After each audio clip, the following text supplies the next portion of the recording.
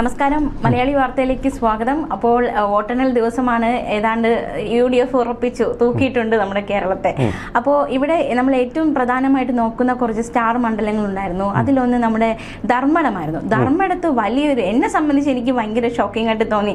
നമ്മുടെ 10 വർഷം കേരളത്തെ നയിച്ച മുഖ്യമന്ത്രി പിണറായി വിജയൻ, അപ്പോൾ അദ്ദേഹം ധർമ്മടത്ത് പിന്നിലാകും. ആദ്യ റൗണ്ട്, 2ാം റൗണ്ട്, 3ാം റൗണ്ട് ഒക്കെ പിന്നിലായിപ്പോയി. അപ്പോൾ എല്ലാവരും തിരഞ്ഞത് ആരാണ് അദ്ദേഹത്തെ പിന്നിലാക്കിയ വ്യക്തി എന്നാണ്. കോൺഗ്രസിന്റെ അദ്ദേഹത്തിന്റെ പേര് അബ്ദുൾ റഷീദ്, കോൺഗ്രസിന്റെ അബ്ദുൾ റഷീദ്. അപ്പോൾ ഒരു കോൺഗ്രസിലെ ഒരു വ്യക്തി, പ്രത്യേകിച്ച് പിണറായി വിജയൻ, MP ഗോവിന്ദനെ വെള്ളം കുടിപ്പിച്ച അതേ വ്യക്തി തന്നെയാണ് കഴിഞ്ഞ തെരഞ്ഞെടുപ്പിൽ. MP ഗോവിന്ദനെ വെള്ളം കുടിപ്പിച്ച ആൾ തന്നെയാണ്. പറഞ്ഞോളൂ, തുടർന്നോളൂ.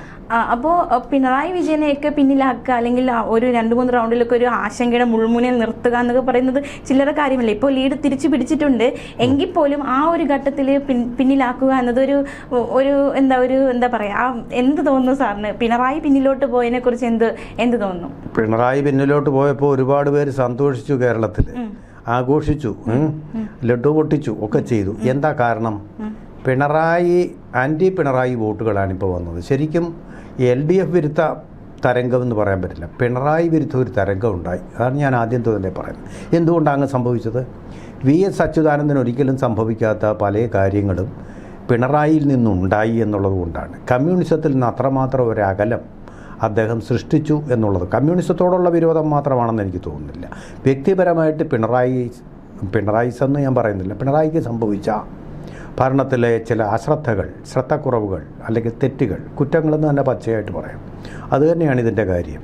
ഇവിടെ നമ്മളറിയാം, ശിവശങ്കർ എന്ന് പറയുന്ന പ്രിൻസിപ്പൽ സെക്രട്ടറിയെ ഉപയോഗിച്ചുകൊണ്ട് സ്വപ്ന സുരേഷുമായിട്ടൊരു പാലമിട്ടുകൊണ്ട് അവിടെ സ്വർണ്ണക്കടത്ത്, അതുപോലെ തന്നെ ഖുർഹാൻ്റെ കടത്ത്, അതുപോലെ തന്നെ ഈന്തപ്പഴത്തിൻ്റെ കടത്ത്, അതിൻ്റെ മറവിൽ ഖുർഹാൻ്റെ കടത്ത്, ഇതൊന്നും നടക്കാൻ പാടില്ലാത്ത കാര്യങ്ങളാണ്. കമ്മ്യൂണിസ്റ്റുകാരനായിട്ടുള്ളൊരു മുഖ്യമന്ത്രി നട്ടലിലൂടെ ഇരിക്കുമ്പോൾ സംഭവിക്കാൻ പാടില്ല. അവിടെ നട്ടലിൽ വഴങ്ങിക്കൊടുക്കുകയോ അല്ലെങ്കിൽ തെറ്റിൽ പങ്കാളിത്തം വഹിക്കുകയോ അദ്ദേഹം ചെയ്തിട്ടുണ്ട്. അതുപോലെ തന്നെയാണ് PV എന്ന് വ്യക്തമായിട്ട് എഴുതിയിട്ടുണ്ട് മാസപ്പടി കേസിൻ്റെ ഡയറിയിൽ. അദ്ദേഹത്തിൻ്റെ സുഹൃത്തായ കർത്ത, അതായത് CMRLൻ്റെ ഉടമയായിട്ടുള്ള കർത്ത, ഈ PV എന്ന് പറയുന്നത് PV തന്നെയാണ്. ആ PV എന്ന് പറയുന്നത് പിണറായി വിജയൻ തന്നെയാണെന്ന് തർക്കമറ്റ കാര്യമാണ്. ഇത് പുറത്തു വന്നപ്പോൾ കുഞ്ഞാലിക്കുട്ടി, PK കുഞ്ഞാലിക്കുട്ടി അത് സമ്മതിച്ചു. PK എന്നുള്ള പേര് എൻ്റെ പേര് തന്നെയാണ്, ഞാൻ വാങ്ങിച്ചിട്ടുണ്ട്, സംഭാവന വാങ്ങിച്ചിട്ടുണ്ട്, അത് സത്യസന്ധമായിട്ട് പറഞ്ഞു. ഇതൊരു സത്യസന്ധത എന്ന് പറയുന്നതിന് നല്ല ധൈര്യം വേണം. ആ ധൈര്യം പിണറായി വിജയൻ ഇല്ലാതെ പോയി. അത് ശരിയാണ്, ഞാൻ എൻ്റെ പാർട്ടിക്ക് വേണ്ടി വാങ്ങിച്ചു എന്ന് പറഞ്ഞില്ലാത്തത് വലിയൊരു തെറ്റായിപ്പോയി. പിന്നെയാണ് വീണ വിജയൻ്റെ പേരിൽ എക്സാലോജിക് എന്ന് പറയുന്ന അവരുടെ തട്ടിക്കൂട്ട് കമ്പനിയിൽ ഇടപാടുണ്ട്. ഈ CMRL, കർത്ത നയിക്കുന്ന CMRL ഒരു നിശ്ചിതമായ തുക അവരുടെ സേവനത്തിനുള്ള പ്രതിഫലമായിട്ട് കൊടുക്കുന്നു. ഈ സേവനമെന്ന് പറയുന്നത് ഒരു പ്രതിഫലവും ഇല്ലാതെ ആർക്ക് വേണമെങ്കിലും എപ്പോഴും ചെയ്യാവുന്ന ഒരു ചെക്കിങ്ങാണ്, സോഫ്റ്റ്വെയറിൻ്റെ ഒരു ചെക്കിങ്ങാണ്. അതിന് പ്രതിഫലമൊന്നും ആവശ്യമില്ല, ഇതിന് പ്രത്യേകിച്ചൊരു എക്സ്പേർട്ടൈസും ആവശ്യമില്ല. അപ്പോൾ എക്സാലോജിക് എന്ന് പറയുന്ന ഒരു കമ്പനി, ഒരു ഷെൽ കമ്പനി പോലെ, കടലാസ് കമ്പനി മാത്രമായിട്ട് പ്രവർത്തിച്ചുകൊണ്ട് ഇത് സാധിച്ചു. അപ്പോൾ എക്സാലോജിക്കിന് മുതൽ മുടക്കുണ്ട്. ആ മുതൽ മുടക്ക് എങ്ങനെ വന്നു പിണറായി വിജയൻ്റെ കുടുംബത്തിനെന്നൊരു ചോദ്യം വന്നു. ഇൻവെസ്റ്റ്മെൻറ്റ്, വ്യക്തമായ രേഖകളില്ല. കമ്പനി ഫ്രോഡ് അന്വേഷിക്കുന്ന കമ്പനി വന്ന് നോക്കിയപ്പോഴും അതിൽ എന്തോ ശരിയല്ലാത്ത ഇടപാടുണ്ട് നടന്നിരിക്കുന്നു എന്ന് കണ്ടെത്തി. ഇവിടെ ഇൻകം ടാക്സ് കൊടുത്തോ ഇല്ലയോ എന്നുള്ള, ഇൻകം ടാക്സ് അടച്ചു, ഇൻകം ടാക്സുകാർക്ക് പരാതിയില്ല, ഇൻകം ടാക്സ് കിട്ടി, രസീതും കിട്ടി. പക്ഷേ അവിഹിതമായിട്ടുള്ള ഒരു സാമ്പത്തിക ഇടപാട് അവിടെ നടന്നിരിക്കുന്നു. എന്തിനാണ് മുഖ്യമന്ത്രി ആ പദവി ഉപയോഗിച്ചുകൊണ്ട് ഇതിന് അധ്യക്ഷം വഹിക്കുന്നത്? അതിന് അദ്ദേഹം കൂട്ടുനിന്നു എന്നല്ല ഞാൻ പറയുന്നത്. അധ്യക്ഷം വഹിക്കുമ്പോൾ ഇത് സംഭവിക്കാൻ പാടില്ലാത്തതാണ്, തീർച്ചയായിട്ടും സംഭവിക്കാൻ പാടില്ലാത്തതാണ്. അത് സംഭവിച്ചു എന്നുള്ളതാണ്. പിന്നെ പല കാര്യങ്ങളിലും മുഹമ്മദ് റിയാസ് എന്ന് പറയുന്ന മരുമകനെ അദ്ദേഹം വളരെ മുന്നിലേക്ക് കൊണ്ടുവരാൻ വേണ്ടി ശ്രമിച്ചു. വളരെ സേഫായിട്ടുള്ളൊരു മണ്ഡലത്തിൽ ജയിച്ചു. അദ്ദേഹം ജയിച്ചുകൊണ്ടിരിക്കുകയാണ് ബേപ്പൂരിലെ. അതേസമയം മന്ത്രിസഭയിലെ ആരോഗ്യവകുപ്പിൻ്റെ ചുമതല അനന്യമായിട്ടുള്ള സാമർഥ്യത്തോടെ നിർവഹിച്ച ശൈലജ ടീച്ചറെ പേരാവൂരിൽ കൊണ്ടിട്ട് കണ്ണുനീര് കുടിപ്പിക്കുന്നു. അത് ജയിച്ചു വരുന്നു, കുറച്ച് അങ്ങോട്ടും ഇങ്ങോട്ടും തട്ടി മറിഞ്ഞ് നിൽക്കുന്നുണ്ട് നമ്മളിപ്പോൾ പറയുമ്പോൾ. പക്ഷെ മട്ടന്നൂർ എന്ന് പറയുന്നതായിരുന്നു അവരുടെ പ്രിയപ്പെട്ട മണ്ഡലം.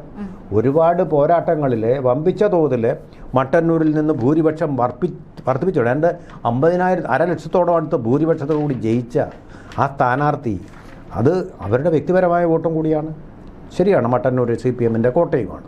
അവിടെ തന്നെ വീണ്ടും മത്സരിപ്പിക്കാതെ വേറെ തോൽപ്പിക്കാൻ വേണ്ടി പേരാവൂർ കൊണ്ടു നിർത്തി എന്നൊരു പരിദോഷം പിണറായി വിജയനുണ്ടായി, ഒരു പരിവേഷം. അപ്പോൾ അങ്ങനൊരു സ്ത്രീ വിരുദ്ധത അവിടെ ഉണ്ടായിട്ടുണ്ട് എന്ന് സംശയമുണ്ട്. ഈ കൈകൾ ശുദ്ധമെന്ന് അസംബ്ലിയിൽ അദ്ദേഹം പറഞ്ഞത് ശരിയാണ്. പക്ഷെ പറഞ്ഞതുകൊണ്ട് ശുദ്ധമാവുകയില്ല, പ്രവൃത്തി കൊണ്ടാണ് അത് ശുദ്ധം ആണോ അല്ലയോ എന്ന് നമ്മൾ തിരിച്ചറിയുന്നത്. അതുപോലെ KM എബ്രഹാം എന്ന് പറയുന്ന റിട്ടയർഡ് IAS ഓഫീസറെ വെച്ചുകൊണ്ട് കിഫ്റ്റി തട്ടിക്കൂടി അഴിമതിയുടെ ഒരു കൂടാരമാണ് ഈ KM എബ്രഹാം എന്ന് പറയുന്ന ആൾ. അദ്ദേഹമാണിപ്പോൾ നമ്മുടെ സംസ്ഥാനത്തെ ചീഫ് സെക്രട്ടറിയെയും ഭരിക്കുന്നത് എന്നാണ് അശോക് എന്ന് പറയുന്ന വകുപ്പ് സെക്രട്ടറിയുടെ റാങ്കിലുള്ള ഒരു ഉദ്യോഗസ്ഥൻ. അഗ്രികൾച്ചർ പ്രൊഡക്ഷൻ കമ്മീഷണർ എന്ന് പറഞ്ഞാൽ നിസ്സാര പോസ്റ്റല്ല, സീനിയറായിട്ടുള്ള IASകാർക്ക് കിട്ടുന്ന പോസ്റ്റാണ്. അങ്ങനെയുള്ളൊരു പോസ്റ്റിൽ ഇരുന്ന ഒരാൾ പറയുക എന്ന് പറഞ്ഞാൽ ഉത്തരവാദിത്വത്തോടു കൂടി പറഞ്ഞിരിക്കുന്നത്, മനസ്സിലായില്ലേ? അപ്പോൾ അങ്ങനെയുള്ള സംഭവങ്ങൾ ധാരാളമായിട്ട് നടക്കുന്നു. ജോൺ ബ്രിട്ടാസ് എന്താണ് അദ്ദേഹം, ആരാണ് അദ്ദേഹം? അദ്ദേഹത്തിന് എന്താണ് വ്യക്തിപരമായിട്ട് പുറത്തുനിന്നുകൊണ്ട് പാർട്ടിക്ക് വേണ്ടിയിട്ട് അവരുടെ ജീവിതം തന്നെ ഹോമിച്ച് എത്രയോ ആൾക്കാരിരിക്കെ ജോൺ ബ്രിട്ടാസിന് ആവശ്യമില്ലാത്ത സ്ഥാനമാണ്. അപ്പോൾ വ്യക്തിപരമായിട്ടുള്ള ഇഷ്ടങ്ങളും അനിഷ്ടങ്ങളും ഒക്കെ ഒരുതരം സ്വജനപക്ഷപാതം പോലെ അദ്ദേഹം കൊണ്ട് നടക്കുന്നു. ഇതൊക്കെ ഒരു റിയാലിറ്റി ചെക്കിന് വിധേയമാവുകയാണ് ഈ തെരഞ്ഞെടുപ്പിൽ ചെയ്തത്. ആ ചെക്കിൻ്റെ പരിക്കാണ് നമ്മൾ ഒരു ഷോക്കേ കൊടുത്തുള്ളൂ. വേറെ ഒരു കുഴപ്പങ്ങളും ഉണ്ടാക്കിയിട്ടില്ല. ഈ ഷോക്ക് ഒരു മുന്നറിയിപ്പാണ് പിണറായി വിജയന്. തകർന്നടിഞ്ഞ് തരിപ്പണമായി പോയിട്ടുണ്ട്. വലിയ വിജയ, ഞങ്ങൾ ജയിക്കും, ഞങ്ങൾക്ക് മാസ് ബേസ് ഉണ്ടെന്നൊക്കെ പറഞ്ഞ് എവിടെ പോയിരിക്കുന്നു ഇപ്പോൾ? അമിത ആത്മവിശ്വാസം. അതുപോലെ തന്നെ BJP അക്കൗണ്ട് തുറക്കാൻ പോകുന്നില്ല, ചാത്തന്നൂർ തുറന്നു കഴിഞ്ഞു, ഇപ്പോഴും തുറന്നു വെച്ചിരിക്കുകയാണ് നിയമത്തെപ്പറ്റി. അപ്പോൾ അന്ധമായിട്ടുള്ള BJP അല്ലെങ്കിൽ ഹിന്ദു വിരുദ്ധത എന്ന് പറയുന്നത്, അല്ലെങ്കിൽ അന്ധമായിട്ടുള്ള ഇസ്ലാം വിരുദ്ധത എന്ന് പറയുന്നത് ശരിയല്ല. ബാലൻസ്ഡ് ആയിട്ടുള്ള സമീപനം. മുഖ്യമന്ത്രി ഞങ്ങൾ അക്കൗണ്ട് തുറക്കാൻ സമ്മതിക്കുകയില്ല, ഞങ്ങൾ അത് ചെയ്യാൻ സമ്മതിക്കുകയില്ല, ഇത് ചെയ്യാൻ സമ്മതിക്കുകയില്ല എന്ന് പറയുന്നത് ഫാഷിസ്റ്റ് സമീപനമാണ്. ഇവിടെ ഓരോ മതത്തിൻ്റെയും താല്പര്യങ്ങളനുസരിച്ച് അതിനൊരു സമവായം കണ്ടെത്തുക എന്നുള്ളതാണ് ജനാധിപത്യം. സമവായമാണ് യഥാർത്ഥത്തിൽ ജനാധിപത്യം. ധാർഷ്ട്യവും മർക്കടമുഷ്ടിയോടെയുള്ള സമീപനങ്ങളാണ് പിണറായി പലപ്പോഴും സ്വീകരിച്ചിരുന്നത് പല കാര്യങ്ങളിലും. ഭാഷയും അതുപോലായിരുന്നു. പരനാറി, നികൃഷ്ടജീവി, അതുപോലെ ചോദ്യമൊക്കെ വീട്ടിൽ ചെന്ന് ചോദിച്ചാൽ മതി, കടക്കുപുറത്ത്, ഇത്തരം പ്രയോഗങ്ങളും അദ്ദേഹത്തിൻ്റെ ആ ഭാഷയിലുള്ള അദ്ദേഹം തുറന്നു പറയുന്നതാണ്, പച്ചയായിട്ട് പറയുന്നതാണ്. പക്ഷേ നമ്മുടെ EK നയനാർ പറയുന്നത് പോലെയോ അല്ലെങ്കിൽ MM മണി പറയുന്നത് പോലെയോ അത് നർമ്മമായിട്ടെടുക്കുക എന്നുള്ള സമീപനമല്ല കേരളത്തിലെ ജനങ്ങൾ സ്വീകരിച്ചത്. അതിന് ശിക്ഷ നൽകി. ആ ശിക്ഷയുടെ ഒരു ഭാഗമാണ് നമ്മളിപ്പോൾ കണ്ടത്. മന്ത്രിസഭയിലെ മിക്കവാറും എല്ലാവരും തന്നെ തോൽവി അടഞ്ഞു എന്നുള്ള തോറ്റു. അതെ, തീർച്ചയായിട്ടും അതെല്ലാം തന്നെ ഒരു പിണറായിയുടെ മന്ത്രിസഭയിലെ അംഗങ്ങളായിരുന്നുകൊണ്ട് പറ്റിയതാണ്. പലർക്കും പ്രായണ അതുകൊണ്ട് പറ്റിയതാണ് എന്നുള്ളതും അവിടെ മുഴച്ചു നിൽക്കുന്ന ഒരു സത്യം തന്നെയാണ്. ഇതെല്ലാമാണ് അതിൻ്റെ കാര്യം. അക്കൗണ്ട് തുറക്കത്തില്ലെന്ന BJP ചാത്തന്നൂരിൽ മുസ്ലിം ഭൂരിപക്ഷമുള്ളൊരു മേഖലയാണ് ചാത്തന്നൂർ എന്നൊക്കെ പറയുന്നത്. ആ ചാത്തന്നൂരിൽ തന്നെ BJPക്കാരൻ ജയിച്ചിരിക്കുന്നത് കണ്ടോ? ഇത് വലിയൊരു സന്ദേശം നൽകുന്നുണ്ട്.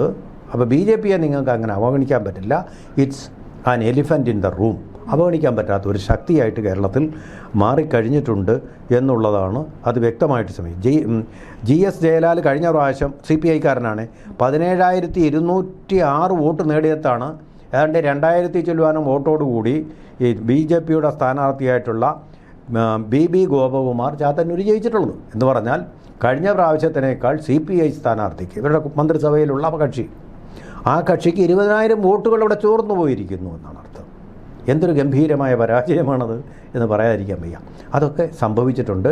അതുകൊണ്ടാണ് ഇനിയൊരു തിരിച്ചുവരവ് CPM-ന് സാധ്യമാണോ എന്ന് സംശയമുണ്ട്. അവസാനത്തെ അവസരം. കാരണം പിണറായിയുടെ കാലം കഴിയുകയാണ്, 5 വർഷം കഴിയുമ്പോഴത്തേക്ക്. പിന്നെ അദ്ദേഹത്തിൻ്റെ ഒരു പ്രായമനുസരിച്ച് അസാധാരണമായിരിക്കും അദ്ദേഹം ഒരു നേതാവായിട്ട് വരിക. രണ്ടാം നിരയിലൊരു നേതാവുമില്ല. എല്ലാവരെയും വെട്ടി നിരത്തി കഴിഞ്ഞിരിക്കുന്നു. ആരും മുന്നോട്ട് വരാതിരിക്കത്തക്ക സാഹചര്യം. G. സുധാകരൻ അങ്ങനെയുള്ള ആൾക്കാരെ പോലും ഒതുക്കി കഴിഞ്ഞിരിക്കുന്നു. TK ഗോവിന്ദൻ പോയി കഴിഞ്ഞിരിക്കുന്നു. P. ജയരാജനെ ഒതുക്കി കഴിഞ്ഞിരിക്കുന്നു. അതെ, എക്സാക്ട്ലി, ദാറ്റ് ഇസ് കറക്റ്റ്, കുറച്ചുകൂടെ ആപ്റ്റായിട്ടുള്ള ഒരു സത്യമാണത്. P. ജയരാജനെ ഒതുക്കി കഴിഞ്ഞിരിക്കുന്നു. ഒരു പക്ഷേ ആളുകളെ ഇളക്കാൻ കഴിവുള്ള ഒരു നേതാവ് ആണ് അദ്ദേഹം. ശൈലജ ടീച്ചർ ഭരണപരമായിട്ട് എല്ലാവരെയും സ്വാധീനിക്കാൻ കഴിവുള്ള ഒരു വ്യക്തിയായിരുന്നു. അങ്ങനെയുള്ള മുഖങ്ങളാണ് ശരിക്കും പറഞ്ഞാൽ പാർട്ടിയെ വിജയത്തിലേക്ക് നയിക്കാൻ പറ്റുക. പി ജയരാജൻ എന്ന് പറഞ്ഞാൽ പാർട്ടിയുടെ സംഘടനാതലത്തിലുള്ള ശക്തിയാണ്. ശൈലജ ടീച്ചർ എന്ന് പറഞ്ഞാൽ പോപ്പുലർ മുഖമാണ്. ഇതാണ് തമ്മിലുള്ള വ്യത്യാസം. അതിലേക്കൊന്നും ഒരു എന്താ പറഞ്ഞ ഒരു നിക്ഷേപവും അദ്ദേഹം നടത്തിയില്ല.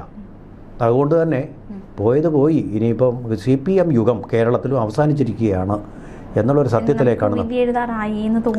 ഓ അതെ അതെ, എന്തായാലും ആൻസി അത് കുറച്ച് വിഷമിപ്പിക്കുന്നുണ്ടെന്ന് എനിക്കറിയാം. പക്ഷേ എനിക്ക് സത്യമായിട്ടല്ലാതെ പറയാൻ വരാതിരിക്കട്ടെ.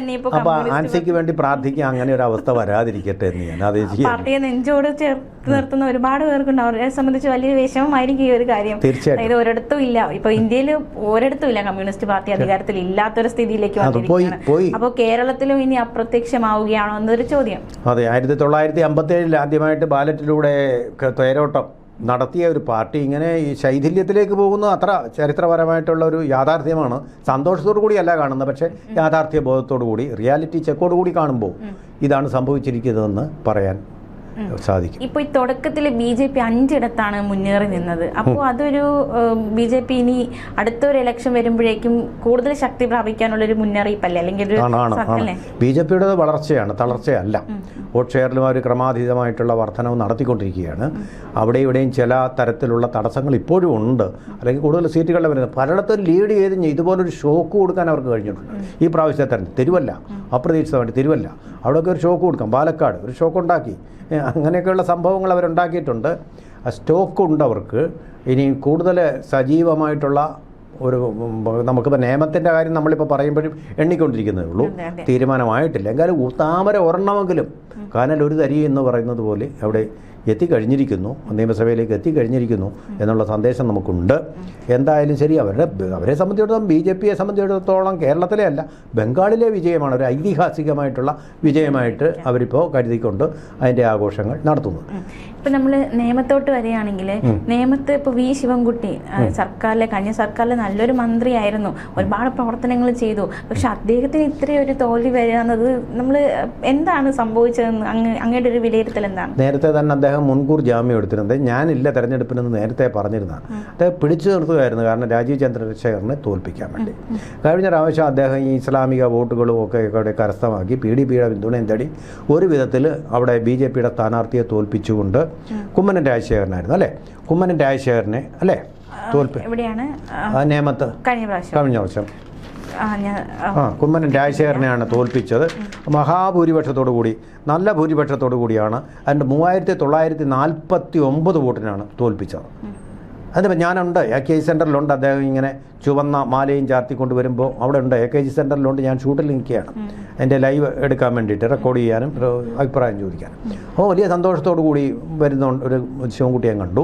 ഇപ്പോൾ വളരെ സന്തോഷമില്ലാതെ നിൽക്കുന്ന ഒരു ശിവൻകുട്ടിയെയും, അതിൽ നിന്നും വളരെ അവശനായിരിക്കുന്നു അദ്ദേഹം, ആരോഗ്യപരമായ കാര്യം. കാരണം ഈ പറഞ്ഞ പോലെ ശിവൻകുട്ടി നല്ല ഒരാളാണ്, അതുപോലെ തന്നെ സാധാരണക്കാരുമായിട്ട് നമുക്ക് സമീപിക്കാവുന്ന ഒരാളുമാണ് അദ്ദേഹം. സംശയമൊന്നുമില്ല, അതൊരു ജാടയെടുക്കുന്ന ഒരാളൊന്നുമല്ല എന്നുള്ളത് സത്യമാണ്. എങ്കിലും പക്ഷേ പാർട്ടിയുടെ മൊത്തത്തിൽ പാർട്ടിക്കേറ്റ ഒരു ക്ഷീണം, അത് പിണറായിയുടെ സൂര്യൻ എന്നൊക്കെ പറഞ്ഞും കാരണഭൂതൻ എന്നൊക്കെ പറഞ്ഞും മുരുകനെ കൊണ്ട് പാട്ട് എഴുതിപ്പിച്ചു, മുരുകൻ കാട്ടാക്കടയെ കൊണ്ട് പാട്ട് എഴുതിച്ചും ഒക്കെ കൊണ്ട് ഇങ്ങനെ അങ്ങ് പുകഴ്ത്തി ആ വായ്ത്താരികളൊന്നും കേരളം ഇഷ്ടപ്പെടുകയില്ല. അതാണ് സംഭവം. പ്രേം നസീർ കൊണ്ടുപോയി നിർത്തിയ സ്ഥാനാർത്ഥിയെ എറണാകുളത്ത് പൊട്ടിച്ചു കൊടുത്തവരാണ് കേരളീയർ. ആ കേരളം, ദിസ് ഈസ് കേരള എന്നുള്ള ഓർമ്മ അവർക്ക് വേണമായിരുന്നു. നിങ്ങളിങ്ങനെ അകമഴിഞ്ഞ് സ്തുതിച്ച് സൂര്യനാണ്, അദ്ദേഹത്തിൻ്റെ അടുത്തേക്ക് അന്വേഷണം പോകത്തില്ല, കത്തിക്കരിയുമെന്നൊക്കെ പറഞ്ഞിട്ടുണ്ടല്ലോ. അദ്ദേഹത്തെ സൂചിപ്പിക്കാൻ വേണ്ടിയിട്ടുള്ള ഈ സ്തുതിവചനങ്ങൾ പറഞ്ഞത് അത് അദ്ദേഹത്തിന് തന്നെ കുഴപ്പമായിട്ട് തീർന്നിട്ടുണ്ടെന്നാണ് ഞാൻ പറയുന്നത്. അതൊക്കെ തെറ്റാണ്. ഇങ്ങനെ പുകഴ്ത്തേണ്ട കാര്യമൊന്നുമില്ല അല്ലേ, ബഹുമാനിച്ചോടുക. പക്ഷേ ഇങ്ങനെ പാടിച്ചൊരു സൂര്യനാണ്, കാരണഭൂതനാണ്, കപ്പലോട്ടക്കാരനാണ് എന്ന് പറഞ്ഞ് എന്താ ഈ കപ്പലൊരിക്കലും തരികയില്ല, ഇതിൻ്റെ തകരുകയില്ല, എൻ്റെ കപ്പിത്താൻ എവിടെ കിടക്കും ഈ പറഞ്ഞ ആൾ ഇന്ന് എവിടെ കിടക്കും? ഇതാണ് ജനങ്ങളുടെ ശക്തി, ജനതരംഗം. ഇവിടെ ഉണ്ടായിട്ടുള്ളത് ജനങ്ങളുടെ തരംഗമാണ്, UDFൻ്റെ തരംഗമല്ല. ധാർഷ്ട്യമെടുത്തവർക്കെതിരെ അവർ ഒരു വ്യക്തമായിട്ടുള്ള ഒരു പ്രതികരണം ആണ് നടത്തിയത്. അപ്പോൾ എന്തായാലും ഇനി UDF ഭരണം എങ്ങനെയാണെന്ന് നമുക്ക് വരും ദിവസങ്ങളിൽ കാണാം. പ്രതിപക്ഷം എന്ന രീതിയിൽ LDF പ്രവർത്തനങ്ങൾ എന്തൊക്കെയാണ്? ഇപ്പോൾ ഒരു അതിഥി കൂടിയുണ്ട് നിയമസഭയിലേക്ക്. 2 അതിഥികൾ നിയമത്തെ കാര്യം ഏതാണ്ട് ഉറപ്പിച്ചു കഴിഞ്ഞു, ചാത്തന്നൂർ ഉറപ്പിച്ചു കഴിഞ്ഞു. അപ്പോൾ 2 അതിഥികൾ കൂടിയുണ്ട് BJP നിന്ന്. ഇനി എങ്ങനെയൊക്കെയാണെന്ന് കാത്തിരുന്ന് കാണാം. കാത്തിരുന്ന് കാണാം.